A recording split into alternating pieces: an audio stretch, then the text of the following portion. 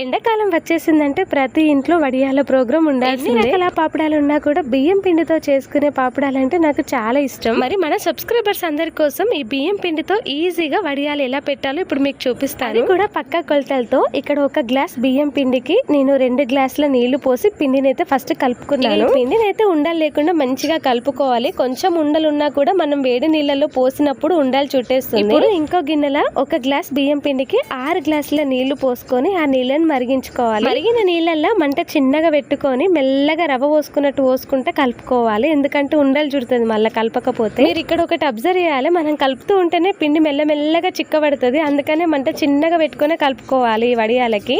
ఇక ఉప్పు అయితే నాకు కొలత తెలియదు కానీ టేస్ట్ కి తగ్గట్టుగా చూసుకుంటే వేసుకోవాలి. ఇప్పుడు 10 నిమిషాలు మెల్లగా కలుపుకుంటూ పిండిని ఉడికించుకోవాలి. ఎందుకంటే మనం కలపకపోతే దబ్బన ఉండలు కడుతుంది కాబట్టి కలుపుకుంటూనే ఉండాలి. ఇది ఇంకా ఉడుకుతలేదు కదా అని చెప్పేసి దాన్ని ఇడిచిపెట్టి మీరు పని చేసుకున్నారనుకో అది ముద్దలు కడుతుంది. ఈ వడియాలకి తిక్క కన్సిస్టెన్సీ రావాలి. ఇక్కడ చూడరు ఎంత మంచిగా చిక్క పడుతుందో పిండి అంతా. ఇప్పుడు పిండి ఉడికిందని మనకి ఎట్లా తెలియాలంటే ముట్టుకుంటే బంక అంటుకోవాలి. అలా అంటుకుంటుందంటే పిండి పర్ఫెక్ట్ గా ఉడికినట్టు. ఇక ఇట్లా ఉండగానే మనం స్టవ్ బంద్ చేసి కిందికి దించుకొని కొంచెం వేడి తగ్గినాక ఇందులో సరిపడా జీలకర్ర అలాగే కొంచెం కొత్తిమీర, ఇక ఎండిన మిరపకాయలు ఉంటాయి కదా దాన్ని మంచిగా గ్రైండర్ బరక పట్టుకొని దీని మీద చల్లుకుంటే దీని టేస్ట్ అయితే సూపర్ గా ఉంటుంది తింటున్నప్పుడు. ఇక పిండిలో ఇవన్నీ మంచిగా కలగలుపుకోవాలి. ఇక కలుపుకున్న తర్వాత ఈ వడియాలను పొయ్యడానికి ఒక ప్లాస్టిక్ కవర్ అయితే తీసుకున్నాం. పిండి చల్లారిన కొద్దీ గట్టిగా అవుతుంది కదా, అందుకని దన్న గంటతో దోశలు పోసుకున్నట్టు పోసుకోవాలి. అందుకని ఇలాంటి ప్రోగ్రామ్ ఏదైనా పెట్టుకునేది ఉంటే పొద్దున్నే పెట్టుకోరి. 7 గంటల నుంచి 8 గంటల మధ్యలో పెట్టుకుంటేనే నయ్యం. ఇక ఇంట్లో నేను మా యారాలు ఉన్నాం కాబట్టి దన్న అయితే పోసేసినాం. ఎర్రటి ఎండల్లో పోసినాం. మేము పోసేసరికి ఎండ కూడా స్టార్ట్ అయిపోయింది. పొద్దుగల చేద్దామని ప్లానింగ్ ఉన్నా కూడా ఇంట్లో పని కాదు కదా. ఈ వీడియోలో పోసుడు ఎట్లా వరకే చూపించిన,